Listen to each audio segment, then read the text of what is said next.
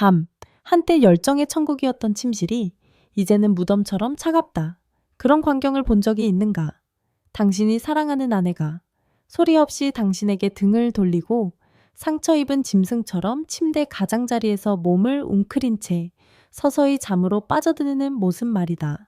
그 떨리는 등을 끌어안으려 손을 뻗었다가 당신의 손길이 무의미해질까 두려워.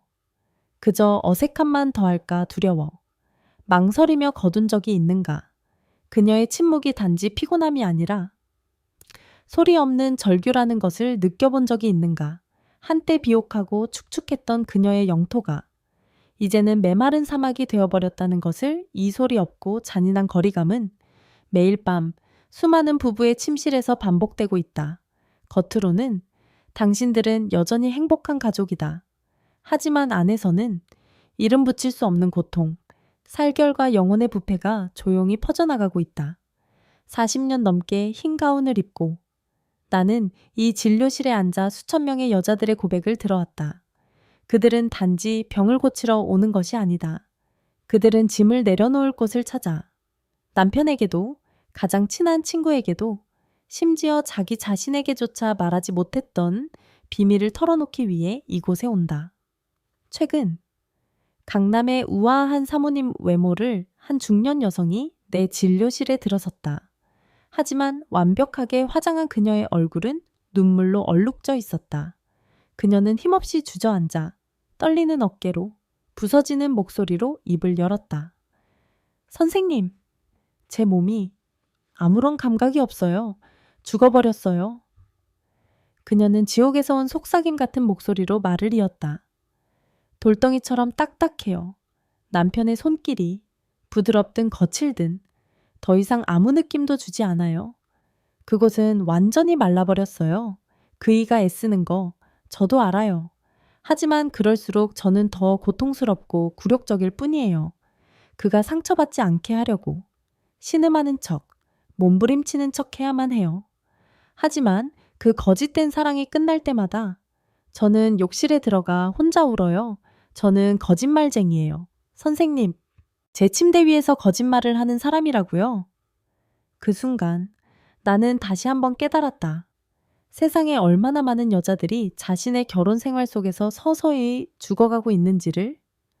우리의 가부장적인 사회에서 이런 이야기들은 부끄러운 것으로 치부된다. 아내의 의무잖아. 침실 이야기를 어떻게 밖에다 해? 그 결과 그들은 모든 것을 혼자 짊어진다. 잘못, 고통, 그리고 더 이상 여자가 아니라는 느낌까지도. 가슴 아픈 한 설문조사에 따르면 중년 여성 10명 중 7명이 성생활에서의 통증, 건조함, 불감증을 겪고 있다.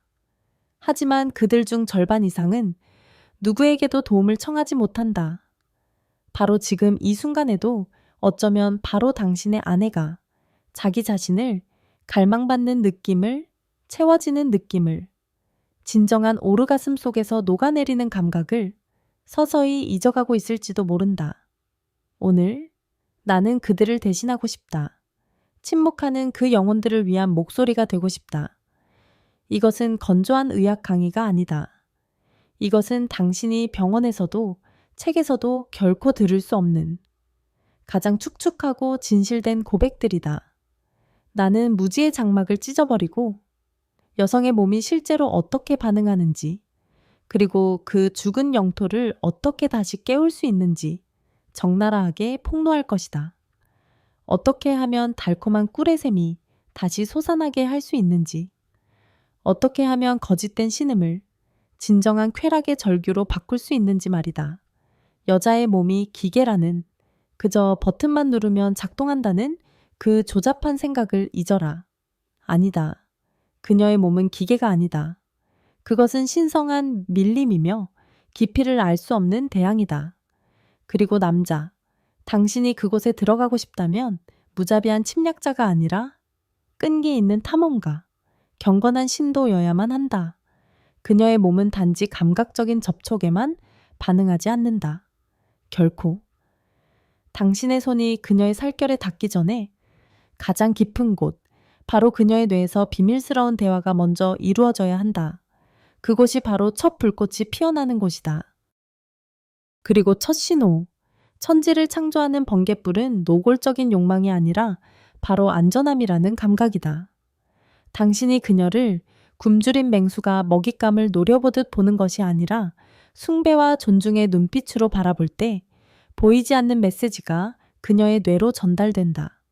당신이 그녀를 브래지어 착용 여부나 확인하려는 듯 움켜쥐는 것이 아니라 세상 모든 것으로부터 그녀를 보호하고 싶은 듯 온기를 다해 온전히 끌어안을 때 그때 옥시토신이라는 이름의 신비로운 묘약이 분비되기 시작한다.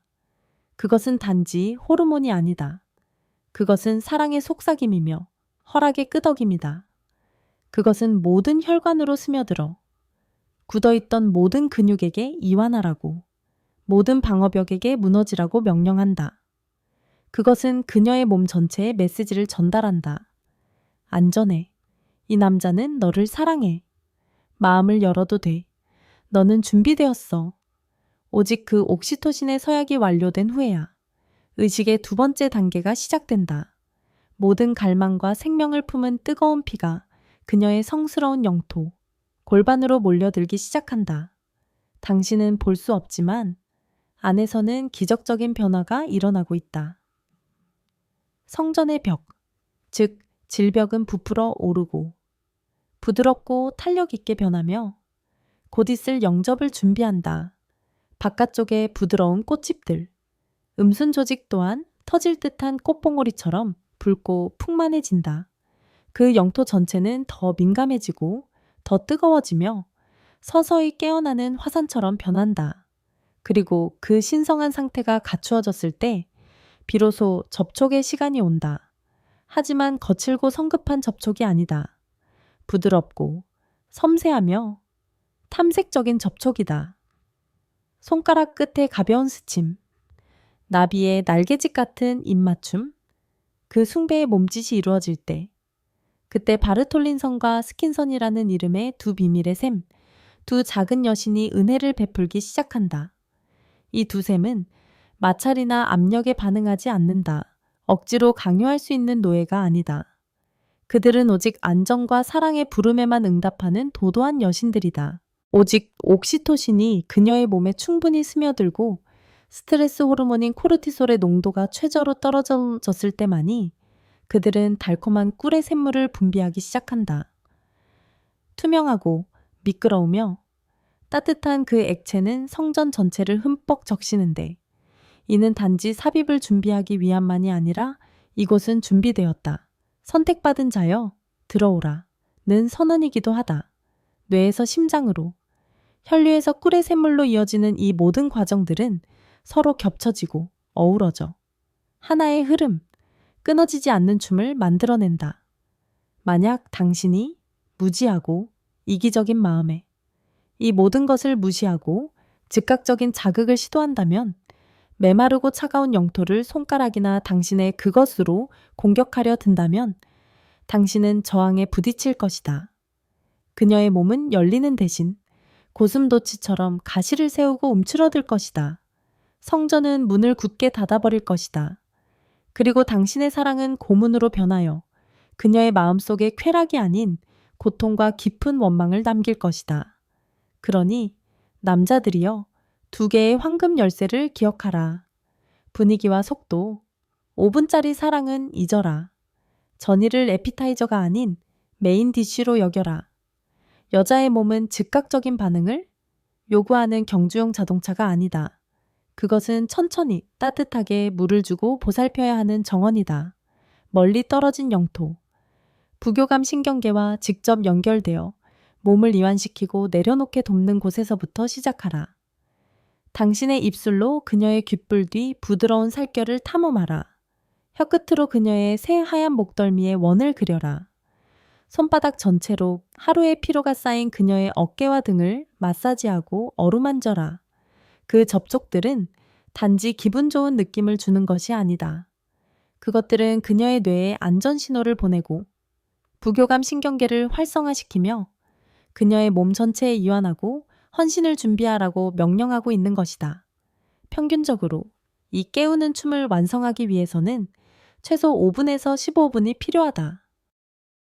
그리고 이 신성한 시간은 절대로 단축되거나 가볍게 여겨져서는 안 된다.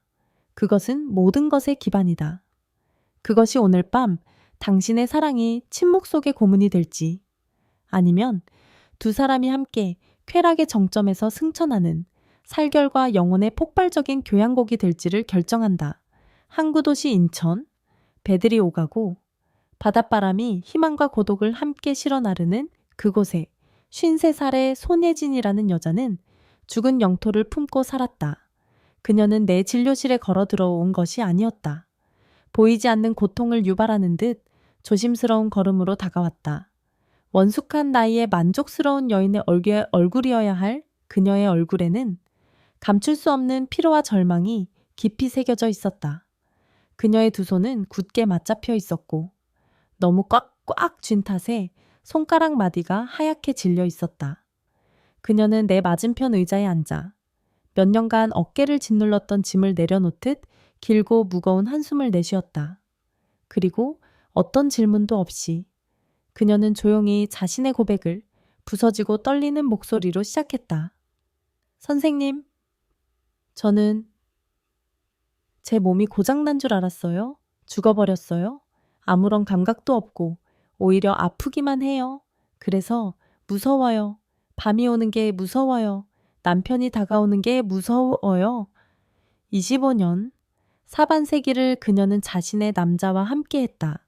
그 기나긴 시간 동안 그녀는 완벽한 아내, 헌신적인 엄마였다. 그녀는 그에게 새아이를 낳아주었다.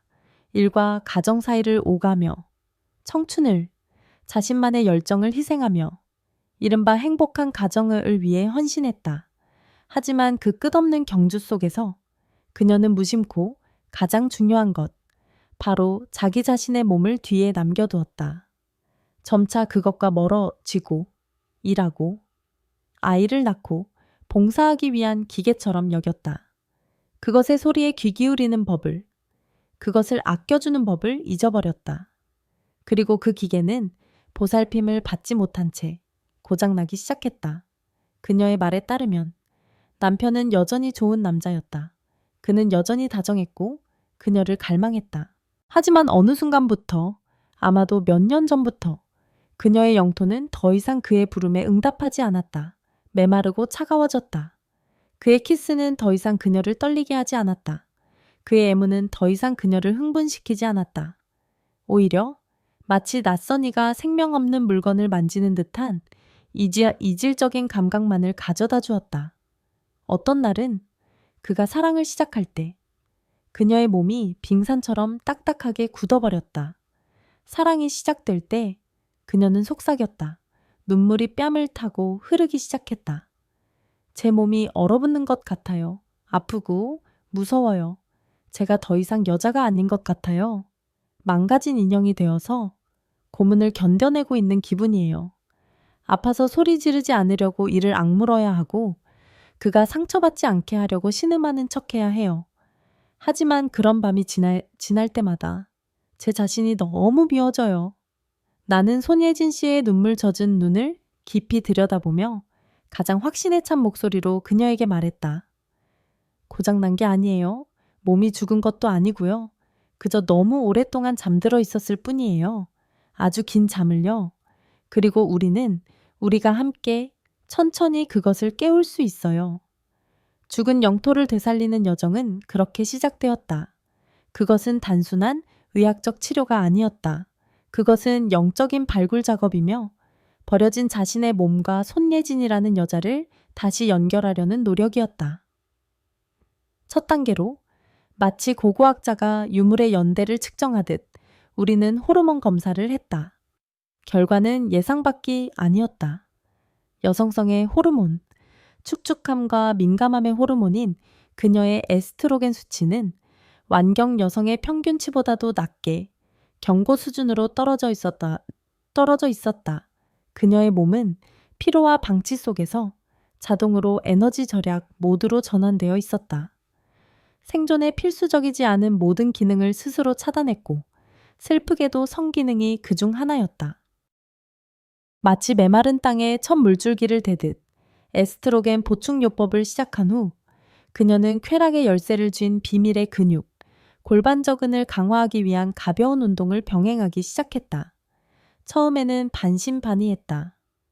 이렇게 간단해 보이는 일들이 정말 기적적인 변화를 만들 수 있을지 믿지 못했다. 그녀는 자신의 몸에 대한 믿음을 잃어버린 상태였다. 하지만 이 발굴 작업의 성패를 결정하는 가장 중요한 요소는 약물이나 운동에 있지 않았다. 바로 남편의 역할에 있었다. 나는 그와 따로 솔직하고 적나라한 대화를 나누었다. 나는 그에게 잠자리 기술을 가르치지 않았다. 나는 그에게 탐험가, 예술가가 되는 법, 잃어버린 감각의 리듬을 다시 찾는 법을 안내했다. 나는 그에게 아내를 만지기 전에 손바닥을 항상 따뜻하게 유지하는 법을 가르쳤다. 차가운 손길은 그녀의 몸을 움츠러들게 할 수 있기 때문이었다. 나는 그에게 아내의 귓가에 사랑의 말을 속삭일 황금 시간대를 가르쳤다. 음탕한 말이 아니라 오늘 정말 아름다워. 당신 향기가 그리웠어. 와 같은 소중함이 담긴 말들. 나는 숭배의 순서를 가르쳤다. 손, 발과 같은 먼 영토에서 시작하여 점차 더 민감한 영토로 나아가는 것.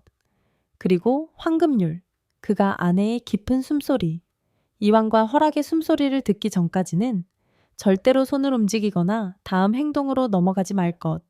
그것이 바로 그녀가 준비되었다는 신호였다. 한 달 후, 손예진 씨는 다시 진료실을 찾았다. 하지만 더 이상 한 달 전의 절망적인 여인이 아니었다. 진실되고 환한 미소가 그녀의 입가에 피어 있었다. 그녀의 눈은 첫 만남에서는 볼 수 없었던 빛으로 반짝였다. 그녀는 자리에 앉았고 이번에는 목소리가 떨리지 않았다. 선생님. 그녀는 미소를 더욱 환하게 지으며 말했다.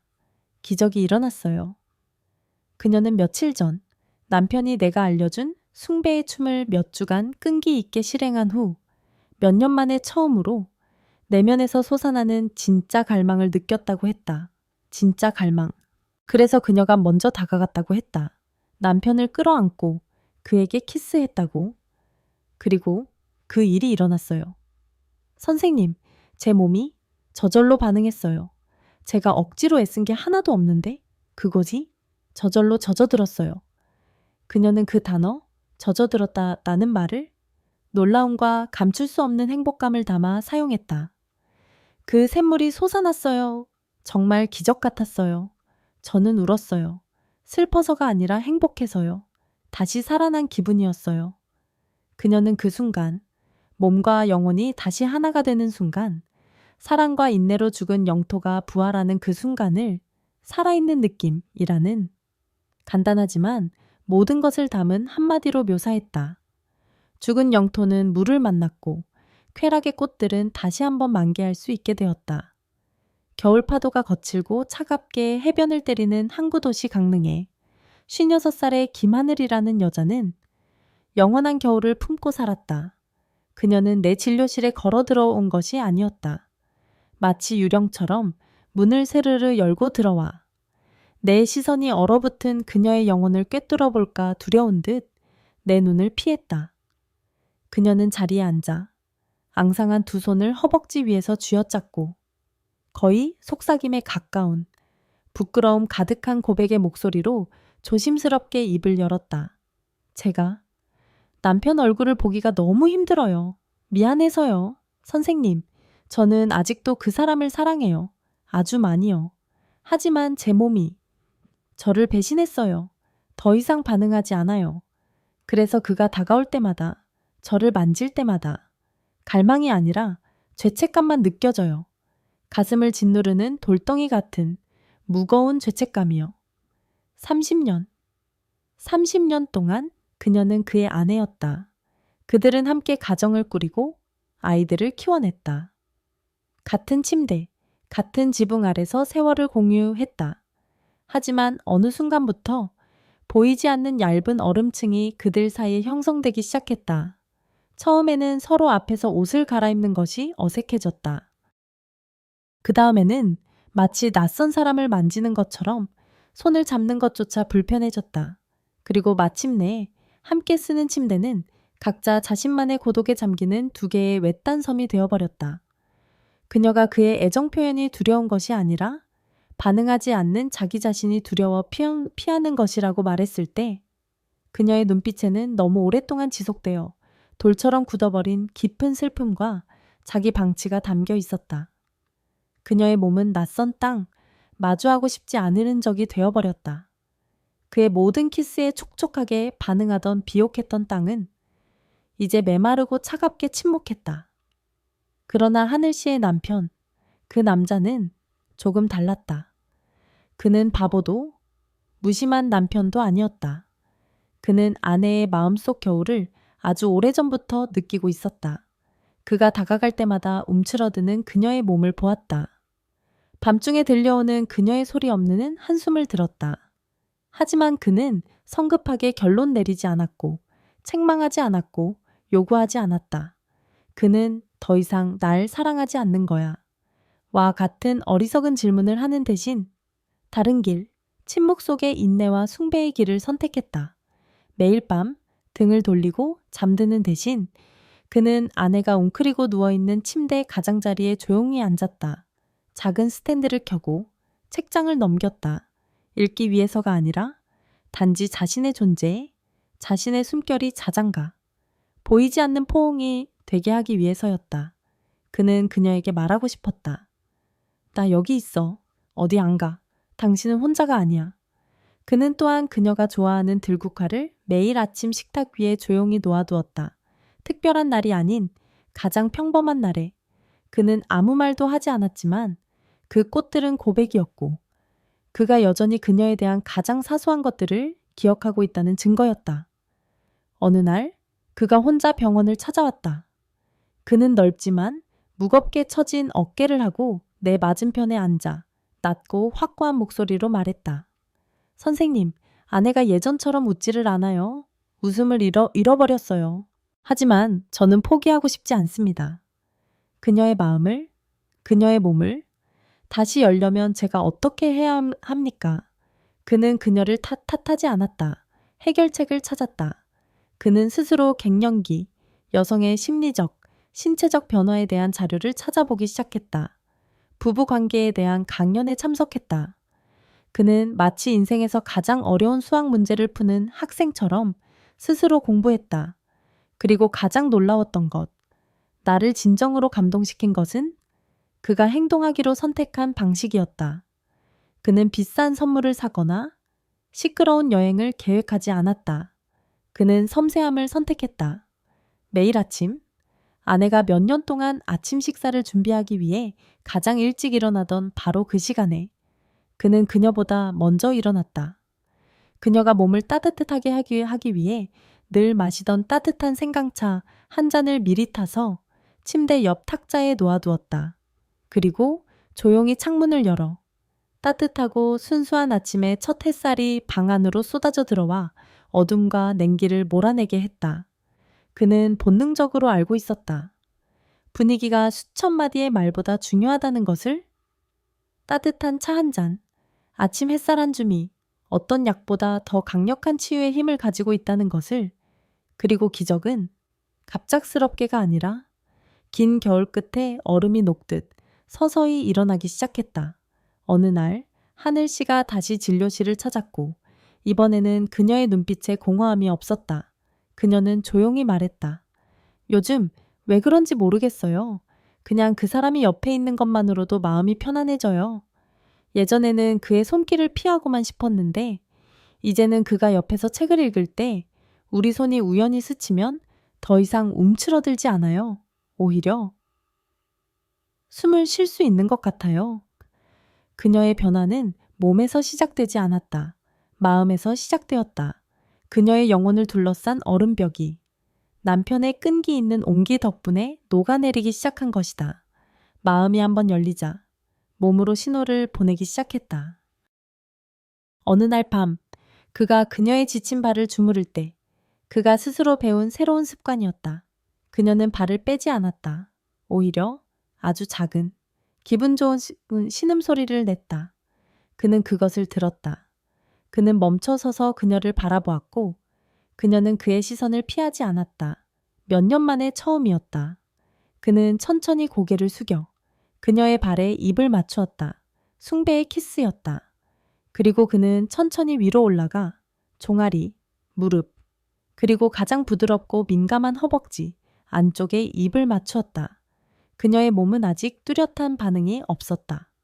성스러운 영토는 여전히 메말라 있었다. 하지만 그녀는 더 이상 두려워도 하지 않았다. 그녀는 눈을 감고 처음으로 자신을 느끼는 것을 허락했다. 그는 서두르지 않고 요구하지 않으며 계속했다. 그는 자신의 입술과 혀로 그들의 아이들을 품었던 그녀의 아랫배 위에 원을 그렸다. 그리고 기적이 일어났다. 그녀는 안쪽 깊은 곳에서 가벼운 경련을 느꼈다. 작은 전류가 몸을 타고 흘렀다. 그리고 메마른 땅에서 이슬 한 방울, 단 한 방울이 흘러나왔다. 그것은 생명이 돌아온다는 첫 신호였다. 그녀는 울음을 터뜨렸고 그도 울었다. 그들은 열정 속에서가 아니라 깊은 이해와 감사 속에서 서로를 끌어안았다. 겨울은 끝났다. 덤니농 겨울은 끝났다. 봄은 더디지만 확실하게 오고 있었다. 김하늘 씨의 이야기는 단순한 이야기가 아니다. 그것은 성가이며 사랑과 욕망의 왕국에서는 기술보다 진심이 항상 앞서야 한다는 적나라하고 신성한 증거다. 그녀의 남편은 속도를 내지 않았다. 그는 힘이나 어설프게 배운 기술로 얼음장을 깨부수려 하지 않았다. 오히려 그는 속도를 줄였다. 그는 자신을 끈기 있는 강물로 만들어 침묵의 온기로 서서히 빙산을 녹여냈다. 그는 그녀의 성전으로 성급하게 돌진하지 않았다. 그는 느리고 고통스러운 그녀 영혼의 리듬에 맞춰 걸었다. 매일 아침에 생강차 한 잔으로, 이름 없는 들국화로, 차가운 침대 곁에서의 말없는 존재감으로, 그는 공허한 약속이 아닌 행동으로, 진정한 관계는 그렇게 쌓아 올리는 것임을 증명했다. 숭배로서, 극한의 인내로서, 그리고 기적이 일어났다. 몇 년 동안 얼어붙었던 김하늘 씨의 마음이 먼저 반응했다. 그것이 녹아내렸다. 그리고 마음이 녹아내리자 그 충실한 하인인 몸은 자연스럽게 뒤따랐다. 따뜻한 피가 다시 한번 잊혀진 땅으로 흐르기 시작했다. 메마른 땅은 다시 첫 이슬을 느끼기 시작했다. 중년 이후의 부부관계는 더 이상 젊은 시절의 쾌락 추구가 아니다. 그것은 단지 성적 만족, 해소를 위한 기계적인 왕복 운동이 아니다. 그것은 더 깊고 더 원초적인 언어다. 그것은 서로의 존재를 확인하는 살결의 언어, 감정의 언어다. 당신이 그녀 배의 튼살에 입을 맞출 때 당신은 말하고 있는 것이다. 나는 당신을 봐요. 당신의 희생을 봐요. 당신이 그녀의 숨결이 이완되기를 끈기 있게 기다릴 때 당신은 말하고 있는 것이다. 나는 당신을 존중해요. 당신을 아프게 하지 않을 거예요. 기다릴 줄 아는 사람, 살결의 말 없는 언어를 읽을 줄 아는 사람이 결국 굳게 닫힌 마음의 문을 여는 자가 될 것이다. 김하늘 씨의 이야기는 바로 그 진실에 대한 부인할 수 없는 조용한 기적이자 증거다. 자, 이제 질문할 시간이다. 그녀를 향한 질문이 아니라 바로 당신 자신을 향한 질문이다. 그녀는 준비되었는가? 라고 묻지 마라. 그녀의 성스러운 영토는 결코 스스로 준비되지 않을지도 모른다. 이렇게 물어라. 당신은 그녀를 준비시킬 수 있는 남자인가? 당신은 얼음이 녹기를 기다릴 만큼 충분히 끈기 있는가? 미묘한 떨림의 차이를 느낄 만큼 섬세한가? 정복 대신 숭배할 만큼 용감한가? 그녀의 폭포수, 쾌락의 꿀샘물은 강요나 압력으로 만들어질 수 없다. 애쓸수록 더욱 메마를 뿐이다. 수많은 여자들, 어쩌면 바로 당신 옆에 누워있는 여자조차도 아직 이 말들을 꺼내지 못하고 있다. 고통, 실망, 묻혀버린 갈망. 하지만 나를 믿어라. 그 침묵 속에서, 죽은 듯 보이는 그 땅 속에서 여전히 꿈틀거리는 생명의 씨앗, 언제든 깨어날 수 있는 잠재된 생명력이 있다. 그것은 그저 부드러운 빛, 때맞춘 온기를 기다리고 있을 뿐이다. 만약 당신이 이 영상을 보고 있다면, 여기까지 들었다면 아마도 우연이 아닐 것이다. 아마도 그녀의 침묵, 매일 밤 당신에게 등을 돌리는 그 모습이 집착처럼 당신의 마음속에 남아있기 때문일 것이다. 아마도 당신은 그 냉랭함, 그 거리감을 느꼈고 포기하고 싶지 않기 때문일 것이다. 그렇다면 오늘부터 시작하라. 어색한 대화로가 아니다. 행동으로 시작하라. 그녀의 몸을 신성한 영토처럼 이해하는 순간을 시작하라. 기다리는 법을 배워라. 살결로 소통하는 법을 배워라. 오늘 밤 김하늘 씨의 남편처럼 해보라. 요구하지 마라. 그저 곁에 있어 주어라. 그녀의 지친 발을 주물러 주어라. 그녀의 이마에 입을 맞추어라. 그리고 들어라. 그녀의 숨소리를 들어라. 그녀의 침묵을 들어라. 그리고 어느 조용한 밤, 어쩌면 다음 주, 어쩌면 다음 달, 당신이 끈기 있게 그녀의 등을 어루만지고 있을 때 당신은 그것을 느낄 것이다. 작은 변화, 낯선 떨림, 더 깊어진 숨결, 그리고 당신이 천천히 손을 아래로 움직일 때 당신은 폭포수가 흐르기 시작하는 것을 느낄 것이다. 처음에는 몇 방울의 이슬처럼, 그러다 점차 당신의 손가락 끝을 적시는 따뜻하고 축축한 작은 시냇물이 될 것이다. 그 물줄기는 남자들이여. 단지 육체적인 반응이 아니다. 그것은 해방된 영혼의 눈물이다. 그것은 잿더미 속에서 부활하는 사랑의 증거다.